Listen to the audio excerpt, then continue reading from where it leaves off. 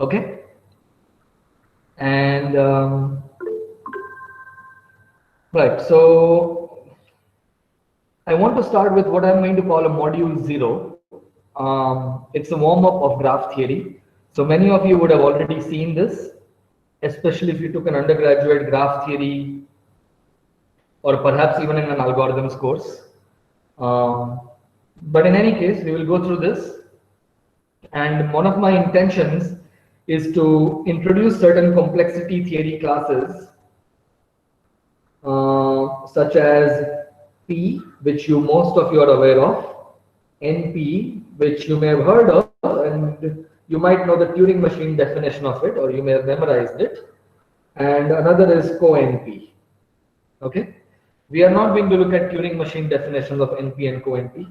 I'm going to look at different definitions which are equivalent. But P is basically problems that admit a polynomial time algorithm, or problems that are problems that admit a polynomial time algorithm on a Turing machine. But I'm not going to keep saying Turing machine every time. Okay, that's implicit. Okay, good. So we will come to NP and co-NP, and I will give you intuitive examples to understand what NP and co-NP complexity classes mean. And these complexity classes will come up throughout the lecture. So don't worry if you have never seen them, you will understand them reasonably well by the end of this lecture. Okay. So I want to start with two problems that you can consider on the campus of IIT Madras, or for that matter on any road network in the world. So the first problem is to place signboards at every intersection. Okay. So what is an intersection? An intersection in a road network is a point where two or more roads meet. Okay. So that's the first problem. So let's say if you're considering the campus of IIT Madras, right? And you want to place a signboard at every intersection. Let us say you want to put new signboards because the old ones are too old, whatever, right? So you start from the main gate and you would like to go to every intersection and put a signboard. And we want to solve these problems in an optimal fashion, right? I mean, we don't want to just find any solution. So if you want to solve them in an optimal fashion, the first problem, what you would like to do is you would like to go to one intersection, then let's say intersection 1, maybe it's Gajendra Circle for those who have been to the campus. Actually, I don't know enough landmarks, so I'll just call it intersection 1. So let's say you've been to intersection 1, then you want to go to intersection 2, but now you don't want to go back to intersection 1, right? Because you've already been to intersection 1.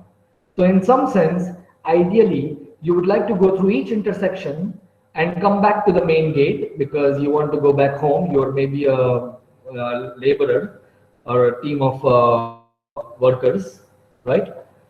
So what does that look if you think of it in a graph theoretical setting, right? So we can convert a road network into a graph theoretical, into a graph. Can anybody suggest how we can convert a road network to a graph?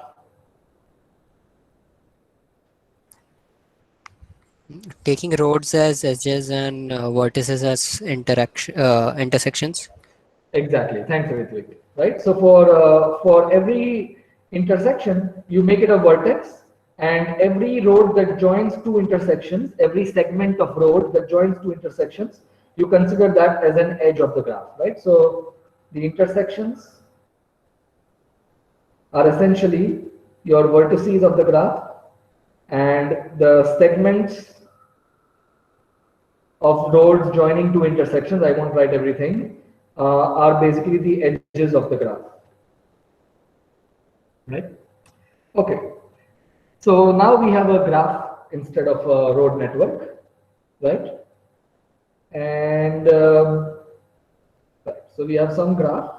Let's draw. I'll draw one of my favorite graphs, which is definitely not the campus of IIT Madras in this case. I don't even know what the graph looks like for IIT Madras. So this is one of my favorite graphs. It's called the Peterson graph. You will see that I often tend to choose graphs that are visually appealing, beautiful. Peterson graph, by the way, is a very famous graph. There's actually a whole book or maybe multiple books written on the Peterson graph. But why you won't see in this course? For that, you'll have to take a course in graph theory with me or someone. Okay, so here we have a graph, and now we want to place a signboard at every vertex.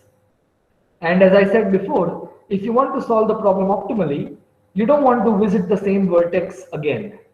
And if you start at some vertex, then maybe you want to come back to the same vertex. I mean, that is not such a binding constraint, but let's say we want to come back to the original vertex, right? We want to come back to the main gate of IIT Madras. So what is this? Can anybody tell me what this reminds you of? Does it remind you of a graph theory problem that you've already seen? Traveling salesman problem. Traveling salesman problem. Okay, that's a good one. Traveling salesman problem. So traveling salesman problem is essentially the correct answer, except the traveling salesman problem is a slight generalization of the problem we are looking at. Generally in traveling salesman, each edge has a weight, and you want to find a solution with a minimum weight. But here we don't have any weights. It's actually a special case of traveling salesman. Anybody knows what it's called? Euler circuits, I guess. That's actually the second problem. Hamiltonian cycle, right. So actually this is the Hamiltonian cycle problem. Okay, so I'll tell you what that means, don't worry. So before that, let's understand what a cycle in a graph is. And at this point, I should say something about myself. I'm not a huge fan of formal definitions, in the sense that I don't want you to memorize formal definitions. The graph theory has a reputation of having lots of definitions, and many people complain that, oh my God, to do graph theory, you have to memorize so many definitions. And that's really unfortunate. You will see a lot of terms, but I don't want you to memorize the definitions. What is much more important is to understand the concept behind it. If you understand the concept, trust me, you can write the definition on your own. And to give you an example, if you have seen Three Idiots, there is a very good example where Amir Khan gives a definition of a machine or something, and that is actually the right definition. But the professor doesn't like it, whatever. So what is a cycle? This is a cycle. This is a cycle. This is a cycle. You get the point, right? If you want to make a formal definition out of it, you would write something like this. I'll just give you an example, but in general, I'm not a fan of writing formal definitions, and often I will not write them. So you could say something like this. A cycle is a sequence of vertices, that is my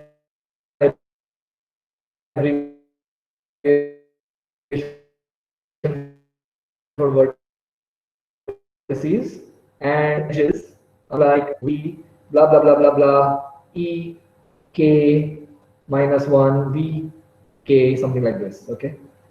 Such that each edge EI joins VI minus 1 and VI, and all VIs are distinct. So you cannot repeat a vertex in a cycle. This is what this means. And except the first and the last vertex. So V1 is equal to Vk. Some nonsense like this, right? So here your V1, V2 and V3 is Vk in this example, right? And this is your E1, this is your E2, this is your E3. And you can verify that this definition, if I did not make any mistakes, then it basically covers this example, okay? But in general, I'm not going to write these nonsensical definitions, okay? So I'm actually going to erase it. And if you want, you can actually find it anywhere on the internet, right? But you get the point what a cycle is. So you can view a cycle as a sequence of vertices and edges. You can also view a cycle as just a sequence of edges, but you can't view a cycle as a sequence of vertices. because then it can be ambiguous. For example, V1, V2, V3, V4. If I just tell you V1, V2, V3, V4 is my cycle, then unless they are written in order, you don't know what the edges are, right? So if they are written in order, sure. But otherwise it could be V1 to V3, V3 to V4, V4 to V2, and then V2 to V1, right? That is also a cycle in the graph. So it can be an ordered set of vertices. It can be an ordered set of vertices, or it can be a set of edges. Notice that if you have a set of edges, you can actually get the whole cycle from it. You can think about it. So a cycle may be viewed as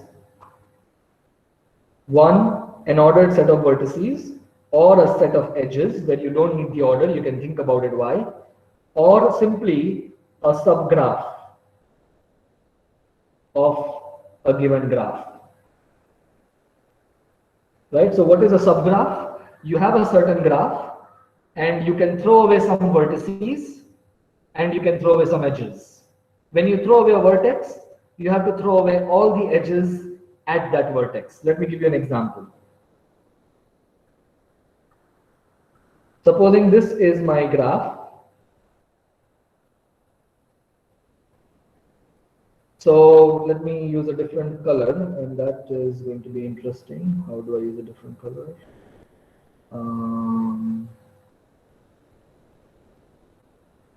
Okay. So supposing I want to look at this red colored cycle. If anybody has difficulty seeing colors because of technical issues or color blindness or anything, then please let me know, and I will try to find alternatives. Okay? But if you don't tell me, then I'm not going to know about it. So if you can also tell me individually later, or just send me an email or something. Okay? Good. So here we have this cycle. So you can think of this as a set of edges, right? Or you can think of it as an ordered set of vertices. But what you can also do is you can delete some things from the original graph. So let's see. For example, I can delete this vertex, but when I delete a vertex, I must delete all the edges incident with that vertex, because an edge cannot just be dangling, right? And you can delete this edge, and now you have a cycle. So in this sense, a cycle is a subgraph of a graph, right? But it is a very specific kind of subgraph. It is a subgraph which is connected. So hopefully everybody knows what a connected graph is. If you don't know, then let me know what, then I can define it. So this is a connected subgraph. To give you an example, this is not a connected graph, right? But this is a connected graph. This is not connected.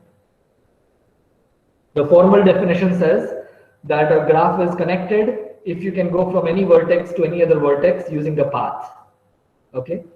And a path is a sequence of edges like this. This is what a path looks like. Right? But I'm assuming that you have seen connected graphs and not connected graphs in an algorithms or graph theory course. Okay? Good. So a cycle is a connected subgraph in which every vertex has degree 2. What is the degree of a vertex? A degree of a vertex is how many edges it is incident with. So this vertex has degree 3. This vertex has degree 2. This one is 3. This one is 2. Right? So again, this is the definition you would have seen in a graph theory course. So this is another way to define a cycle.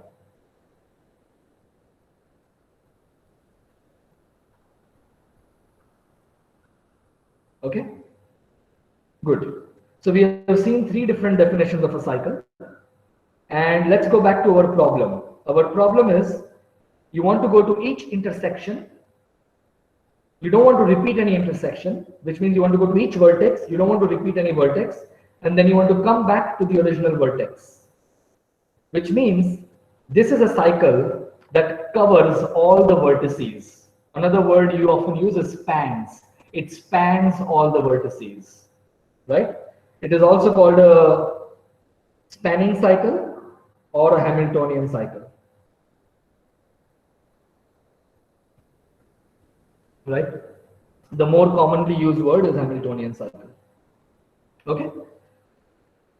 So hopefully it's clear what Hamiltonian cycle means and what is our problem. So now let us write our problem as a decision problem, as we often do in theoretical computer science, right? So let's see, I want to change the color back to black. Okay, so what is the decision problem?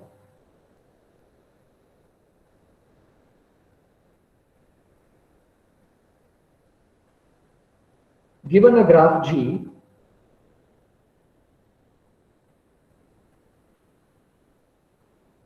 decide whether G has a Hamiltonian cycle. Okay, and just to be clear, Hamiltonian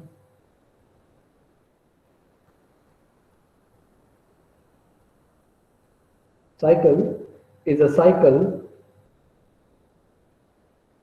that goes through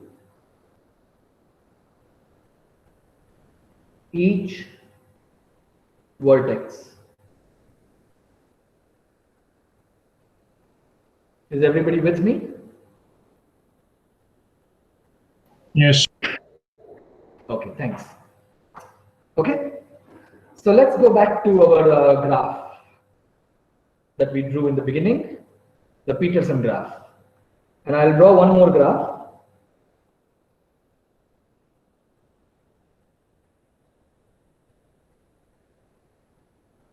This graph is called the pentagonal prism. Doesn't matter, you don't need to know the names of the graphs. I'm just telling you for the sake of information, right? Okay. Doesn't matter. I have a question. Yes, please. So before we go into optimizing and the minimum times you traverse a vertex, why isn't a simple DFS can do things here? Right. Good point. Right. So you can do a simple DFS and you can cover each vertex, right? If the graph is connected, then you can start at any vertex and you will cover each vertex. So yeah, I have been a little vague here in terms of what I have written down. So we are trying to solve the problem in as good a way we can. And that basically means that you don't want to repeat any intersection. So let me now make the problem more concrete. You want to place signboards at every intersection without going through any intersection twice. Right? So I'm trying to optimize the problem.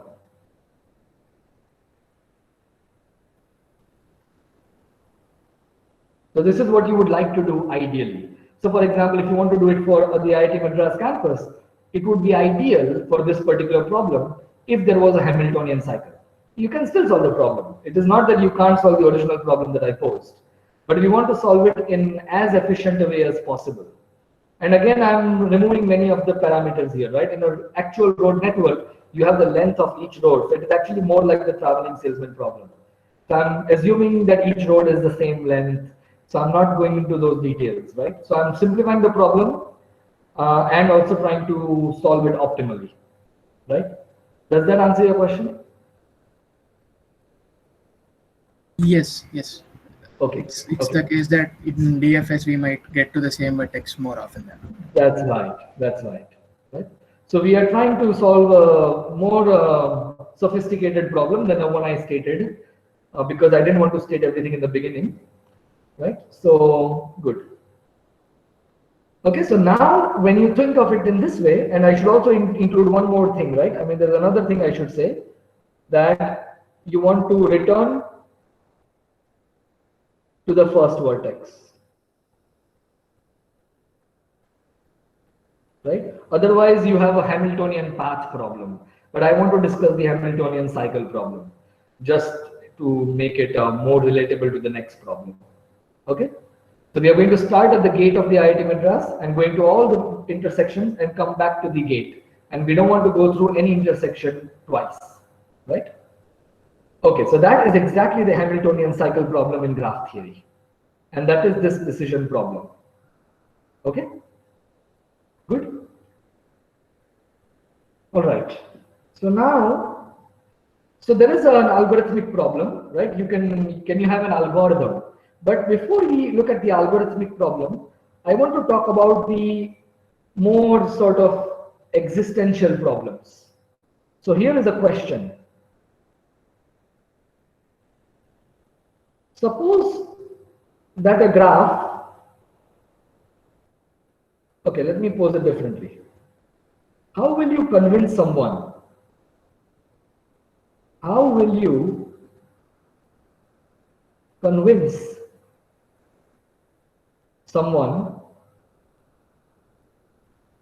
that a given graph, I'll generally call a graph G, capital G, has a Hamiltonian cycle?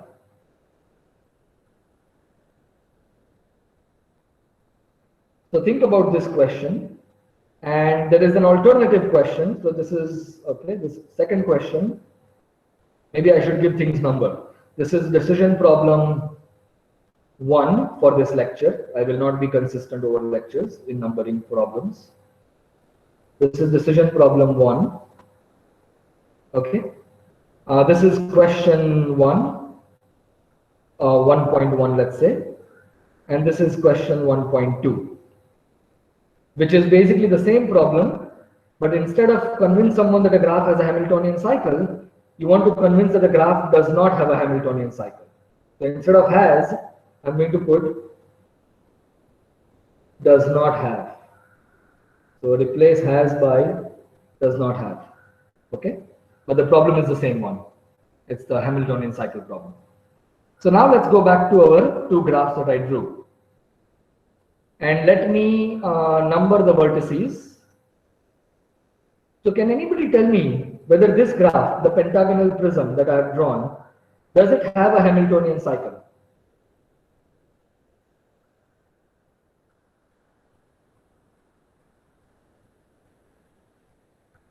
Yes, sir. Yeah. Can you tell me, can you give me a Hamiltonian cycle?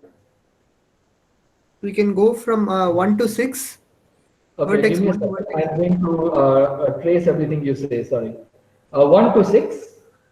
Right? And then to 7, 8, 9, 10. Follow the cycle in the inner 10. pentagon. Okay. And then to 5. 5. And then 4, 3, 2, 1. Outer, in the outer pentagon before. Yeah, 4, 3. 4, 3, 2, 1. Fantastic. Right? So this graph has a Hamiltonian cycle. Right? Okay. So this has, so the answer to question 1.1, does this graph have a Hamiltonian cycle? So the decision problem 1, this is a yes instance. So what is the decision problem 1? Decide whether a graph has a Hamiltonian cycle. So the answer is going to be yes or no. The graph has a Hamiltonian cycle or it does not have a Hamiltonian cycle. And in this sense, this graph here is what we call a yes instance to the decision problem. Okay? Now let's go to the second graph, the Peterson graph. What do people think? Does this graph have a Hamiltonian cycle?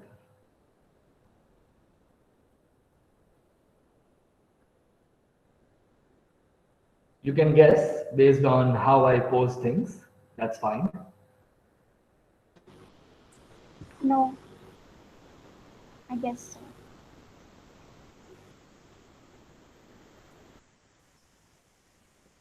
No, Karachi. We miss a edge in case we try to. Right. But now let's think about the problem, the questions we posed. You see, when I asked, was it Achyut who gave me the Hamiltonian cycle? Right? Yes, sir. Right. So when I asked you to convince me that a graph has a Hamiltonian cycle, you were able to convince me easily. How? You just gave me the Hamiltonian cycle, right? I cannot argue with this. How would you convince me that the graph does not have a Hamiltonian cycle? Can somebody convince me reasonably well, right? I mean, you can't just give me a vague argument. Can somebody convince me that the Peterson graph does not have a Hamiltonian cycle? Without going to the internet, of course, and showing me a source, right? Do you agree that this looks like a fundamentally harder thing to do?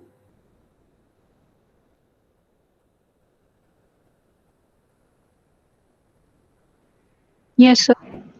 Yeah. Thanks, Sukuni. Yes, sir. So this is fundamentally a harder question. This question is, in some sense, I'm going to be vague and call it easy. This question, on the other hand, seems harder. So now we come to the complexity class NP. What is the complexity class NP?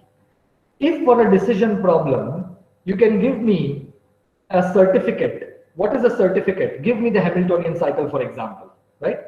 So Achyut gave me the Hamiltonian cycle, and that is a certificate that the graph has a Hamiltonian cycle.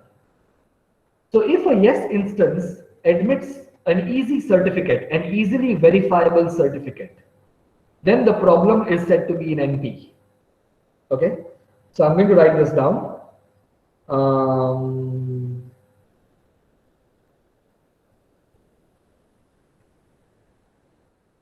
So the complexity class NP is the class of decision problems that admit and easily, and I'm going to deliberately say easily right now, easily verifiable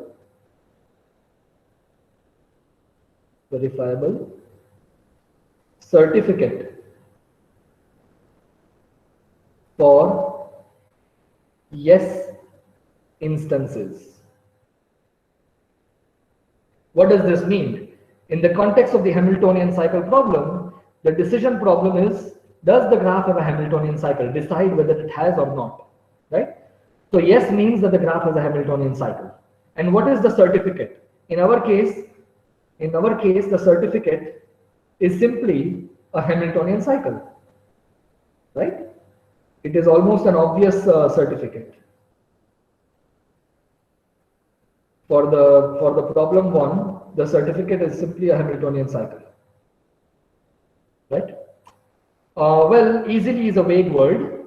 The formal word for this is polynomial time verifiable.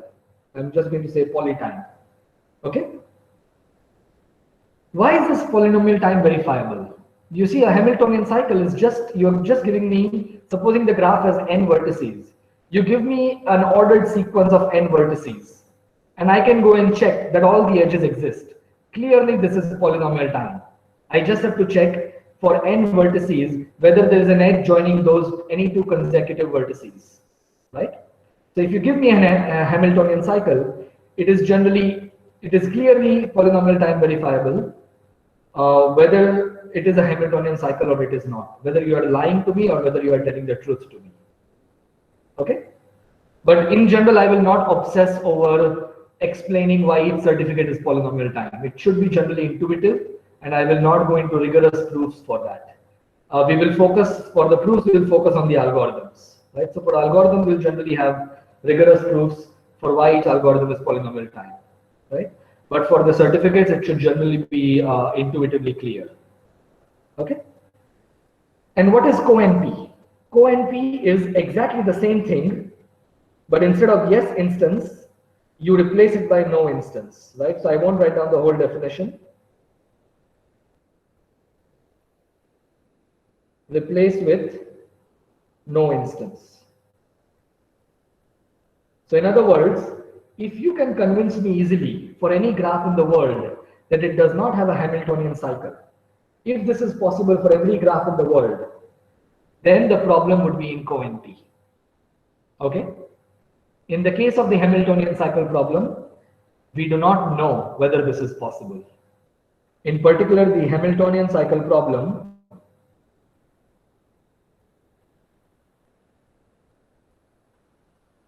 the decision problem 1 in this lecture is not known to be in CoNP. Okay, that does not mean that it is not in CoNP. We just don't know. Okay, good. Now comes the question of polynomial time algorithm. So, what do people think? Can the Hamiltonian cycle problem be solved in polynomial time?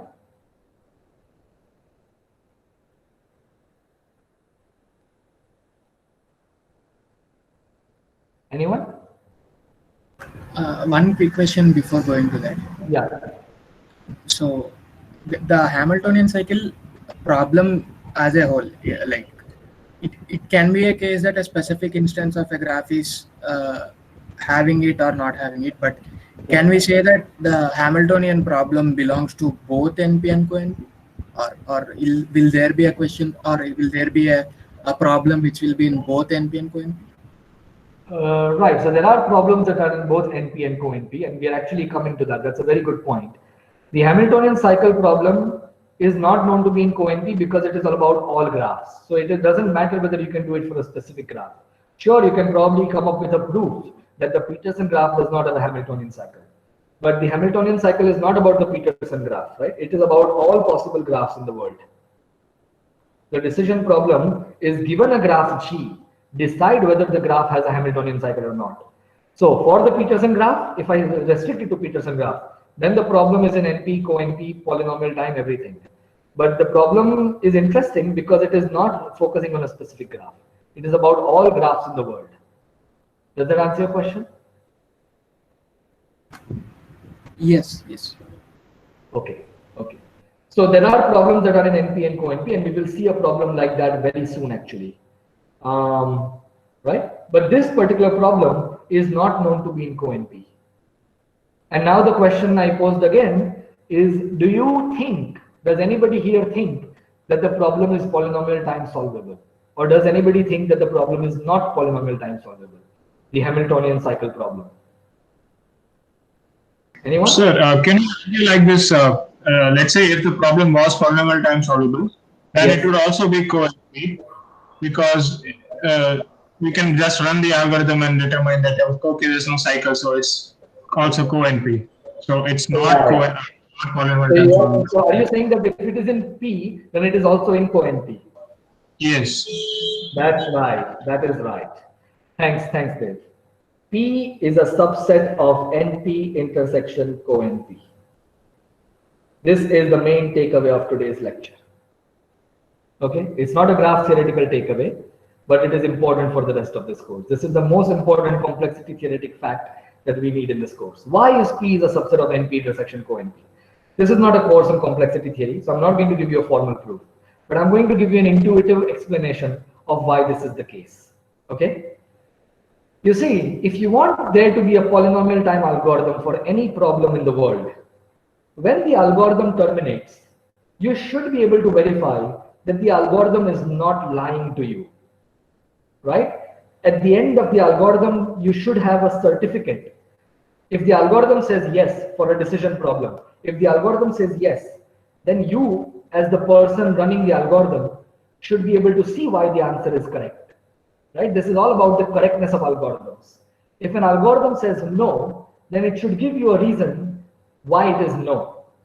And it is for this intuitive reason that any problem that is polynomial time solvable has to be in NP and it has to be in CoNP for any decision problem, right? I'm focusing on decision problems. For most of this course, we will focus on decision problems. So when I say problem, I generally mean decision problem.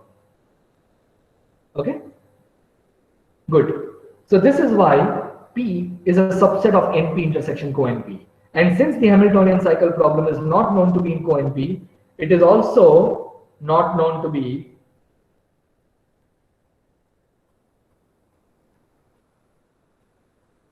in NP, in P. In fact, if I'm not mistaken, it is an NP complete problem. It is actually an NP complete problem. I'm not going to go into NP completeness in this course, right? I mean, it's really Most of you probably know about this. I'm just telling you, it is an NP complete problem. And what that means is that if you were able to devise a polynomial time algorithm, then you would have proved that P is equal to NP, which is a major open problem in theoretical CS and in mathematics, right? So we don't expect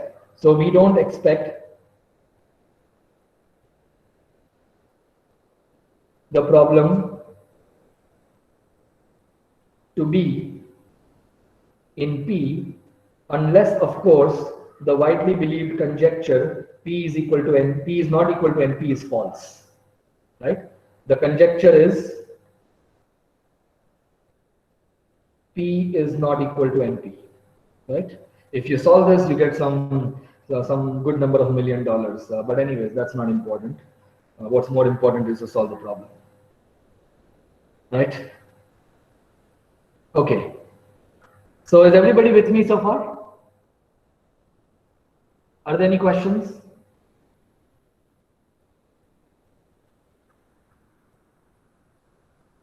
It's clear, sir. Yeah, okay, thanks. Okay, good. So if at any point there are any questions, just turn on your mic and ask the question, right?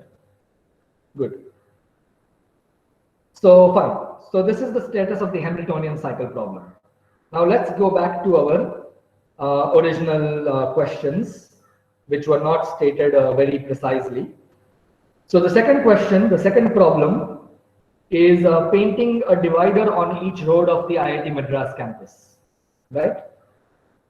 So again, you want to do this optimally, right? So you start at the main gate, you want to paint a divider on each road, right? So you have to traverse each road, and ideally, if you've already painted a divider on one road, you don't want to paint again on the same road segment. I will say segment because the road is joining two intersection points, right?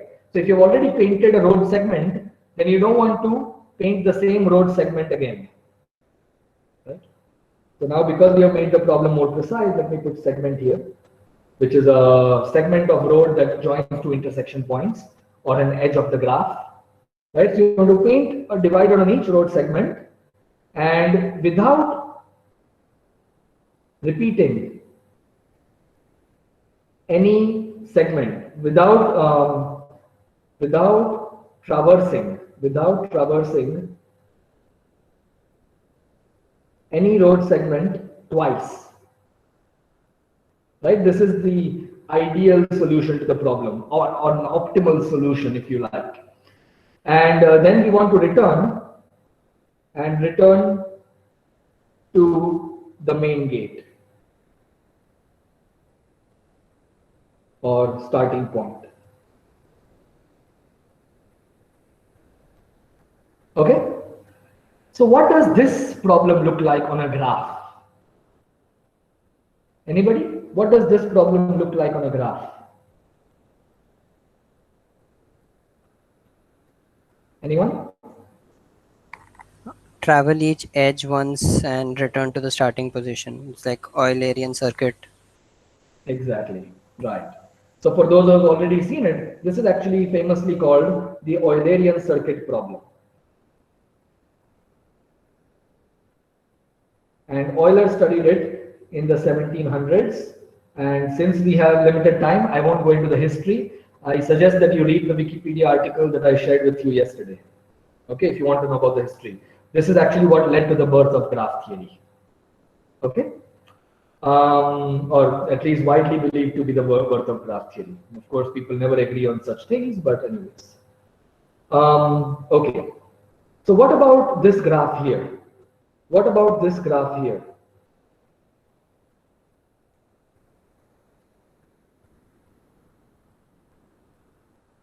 What do people think? Does this graph that I've drawn, does it have an Eulerian circuit?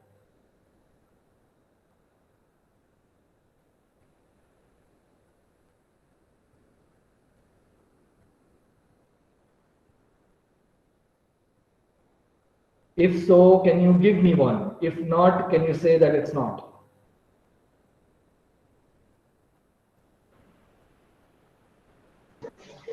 So it has a circuit. Yeah?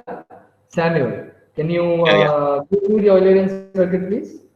Sure. Or give me the Eulerian circuit, please? 1, 2, 1, 2, 2, 3, 4, 2, 3, 4, 4, 5, 4, 5, 5, 11, 5 to 11, 11, 11, 12, 12, 12, 5. 12 to 5. You can't go back to 5. Oh, sorry. My bad. We are doing Eulerian circuit, not Hamiltonian. Yes, thanks. 12 to 5. Yes. 5, 6, 5, 6, 6, 3, 6, 3, 3, 1, 3, 1, 1, 8, 1, 8, 8, 7, 8, 7. 7, 6, Yeah, 6, 10, yeah, 10, 9, yeah. 9, 8, Okay, 8, 10, okay, 10, 12, okay. 12, 4, Yes, 4, 1. fantastic. Does everybody agree? We did not traverse a single edge twice. Thank you, Samuel. That was non-trivial to say in one shot. Okay, good. So this graph is so what is the decision problem? Right. So let's write down the decision problem.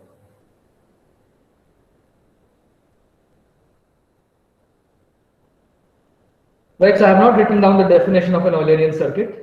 I won't bother doing it. You got the idea. You want to traverse each edge exactly one time and return to the vertex where you started. Okay, that is what an Eulerian circuit is. Okay, good. And the decision problem number 2 is given a graph G, decide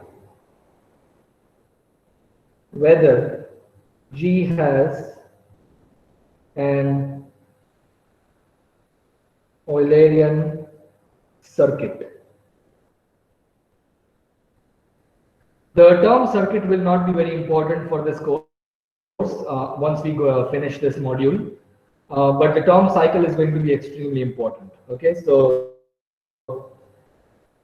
I just want to make that clear. Okay, so this is our decision problem.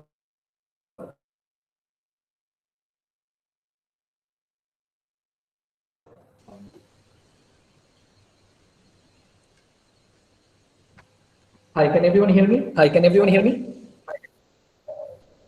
Yes. Okay, good. Sorry, my laptop is disconnected. So, right. So I'm not. Hello. Sir, your voice is repeating to Okay. from both the Now, devices. Can hear your voice. is it now okay or is it still not okay? You need to mute one of your devices. Sir. Yeah. Let's see. Please mute one of the devices.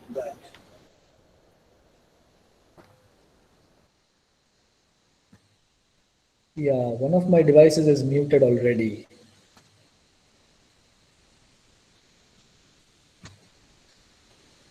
And now it's okay, sir. Now it's okay? Yeah. Okay, good. Thanks. Okay. So, yeah, sorry about that. Presenting. Okay, what am I presenting? Okay. Okay, so is everybody with me? Yeah. Okay. So I don't understand why things are not visible clearly anymore. Okay. Anyways, there seems to be some problem with the OneNote software. You can't see everything clearly, right? Yes, sir. Yeah, there's a big white space in the middle. There is a big white space. All right. Okay, no problem. We'll do things again a little bit. I'll see how to fix it afterwards. Okay, so coming back to our problem, the decision problem 2 is decide whether a graph G has an Eulerian circuit. Okay, and so what do people think about this problem? Do you think this is an NP? Yeah.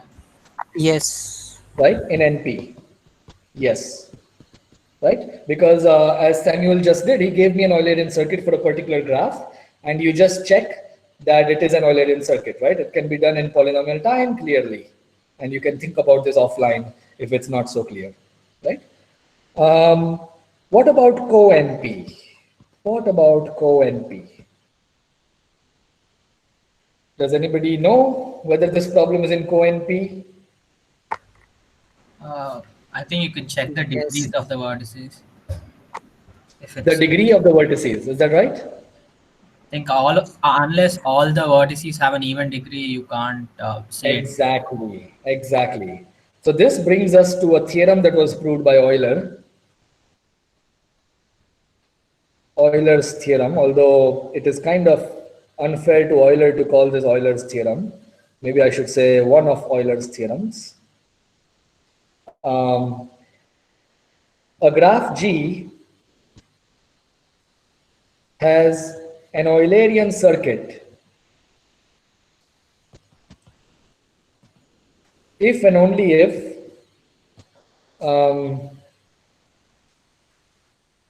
G is connected and each vertex of G has even degree.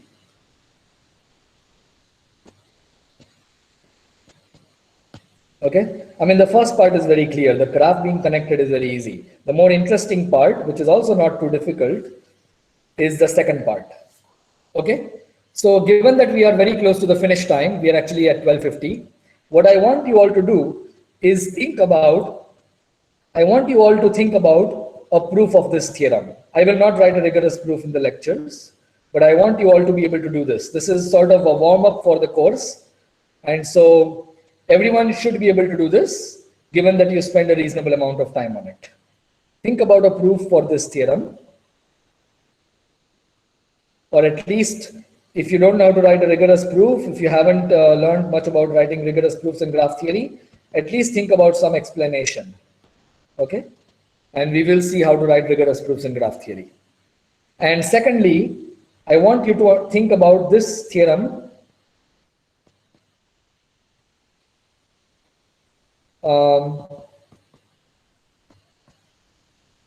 in connection to co-NP.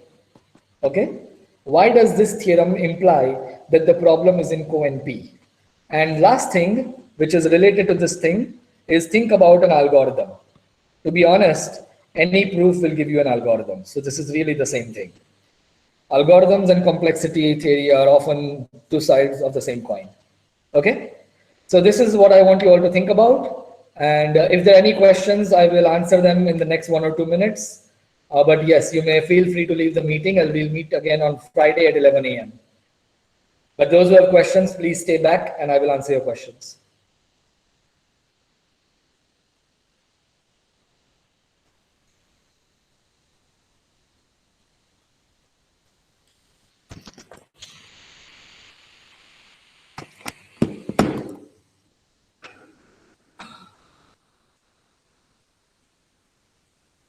Sir?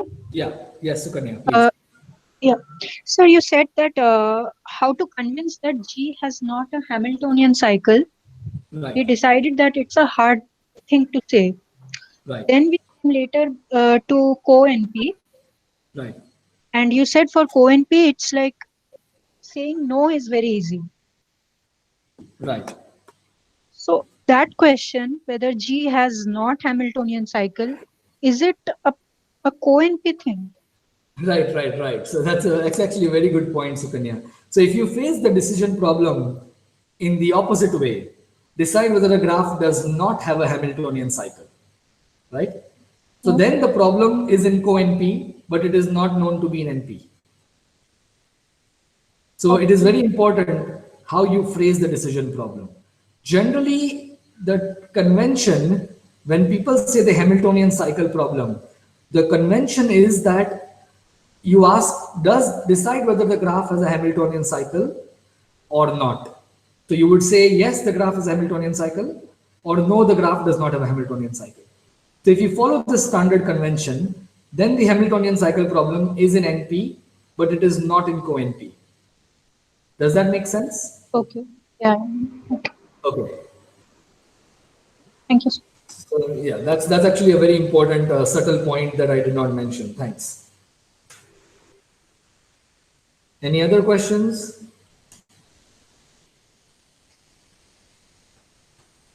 I'm going to stay here till 1 o'clock.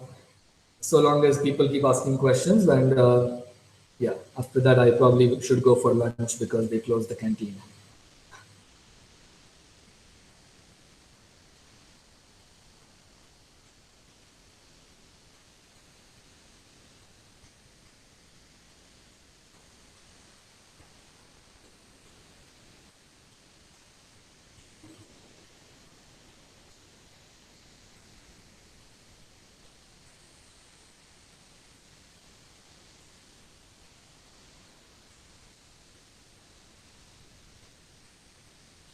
Most people have left. No more questions.